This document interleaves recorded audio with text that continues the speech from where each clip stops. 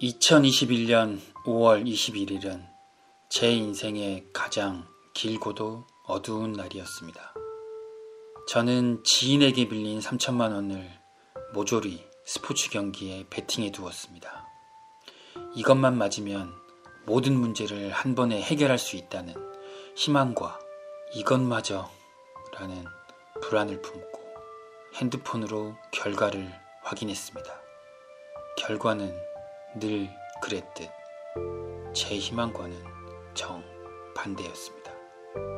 숨이 가빠지고 심장은 터질 것 같았습니다.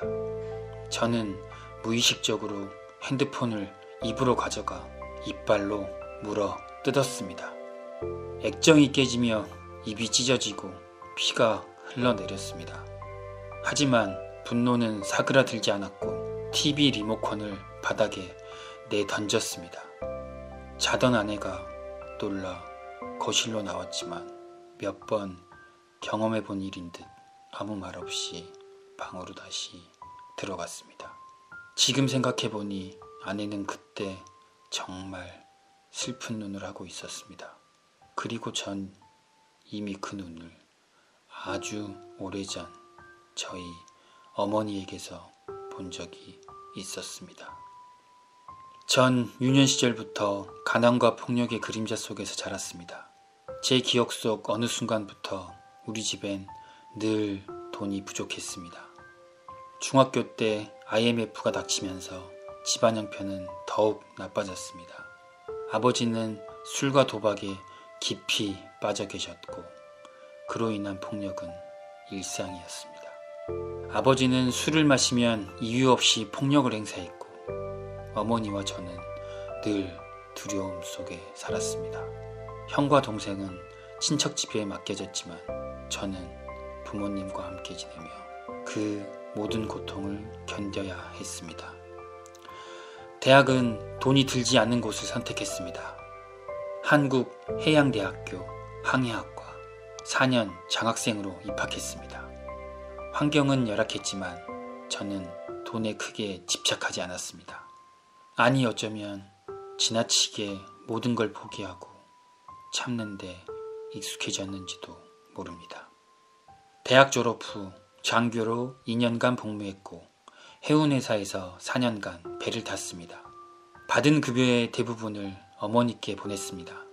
하지만 그마저도 아버지의 폭력을 막기엔 역부족이었는지 가끔 찾아뵙는 어머니의 눈빛은 체념한 듯 어두웠으며 늘 혹시 돈이 조금 더 있느냐 물어보곤 하셨습니다. 제가 도박을 시작한 것은 자동차 회사에 다닐 때입니다. 하고 싶은 걸 하고 사는 또래 친구들이 부러워서였는지 아버지의 폭력으로부터 어머니를 지키고 싶어서였는지 그저 스트레스 해소용이었는지는 잘 기억이 나지 않지만 그렇게 시작한 도박은 곧 제 삶을 집어삼켰습니다. 1억을 대출받아 절반은 어머니께 보냈고 나머지로 도박을 시작했습니다. 5천만 원을 잃는 데는 그리 오랜 시간이 필요하지 않았습니다. 빚은 눈덩이처럼 불어났고 거짓말은 끝없이 이어졌습니다. 자동차 회사를 그만둘 때 빚은 2억으로 불어나 있었습니다. 친구에게 돈을 빌려 은행 빚을 먼저 갚았습니다. 그리고 친구의 빚을 갚기 위해 다시 바다로 돌아가며 다짐했습니다. 다시는 도박을 하지 않겠다고.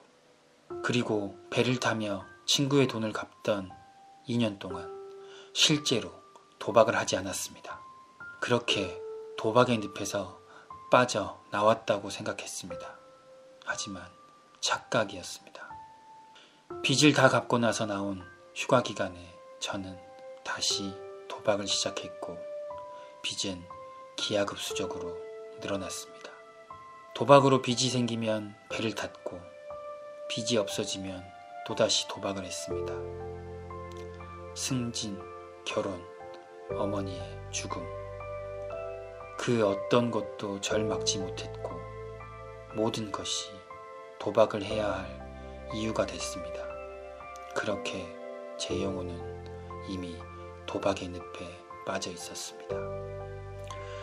그리고 찾아온 제 인생의 가장 길고도 어두웠던 날, 아내는 슬픈 눈으로 돌아섰지만 전 잠들지 못했습니다. 그리고 아내가 출근하기만을 기다렸습니다. 아내가 나가자마자 휴대폰을 수리하고 다시 1,000만 원을 빌렸습니다. 그리고 불광역에서 홍제역까지 걸어서 집으로 돌아오는 길에 다시 모든 돈을 잃었습니다. 또다시 휴대폰을 부수고 피를 흘리며 길가에 주저앉았습니다. 가슴이 답답해지고 땀이 났습니다. 지나가는 사람들의 시선도 느껴지지 않았습니다. 나중에 알게 된 사실이지만 그때 공황장애가 시작된 것 같습니다. 집에 돌아온 후 무서운 생각이 들기 시작했습니다. 아내만 없으면 이 집도 아내의 재산도 모두 내 것이 될 텐데. TV 재연 프로에서 본 살인사건이 떠올랐습니다. 순간적으로 돈이 생길 수 있다는 희망에 환희했습니다. 그리고 거울에 비친 저의 추악한 모습에 겁이 났습니다. 그날 저는 죽기로 결심했습니다.